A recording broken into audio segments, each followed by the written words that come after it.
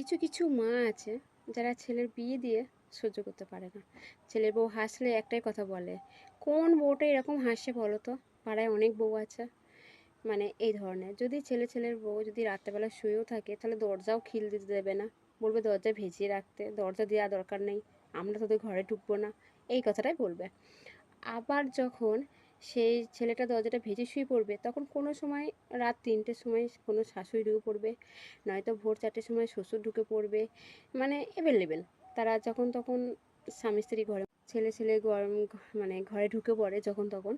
তো তখন বউটা খুব লজ্জা পায়, যে সেহেতু স্বামীকে জিজ্ঞাসা করে যে তোমার বাবা মা যখন তখন ঘরের মধ্যে ঢুকে পড়ে, কোনোদিন বাবা ঢোকে তো কোনোদিন মা ঢোকে, মানে এরকম করে কি করে ওরা।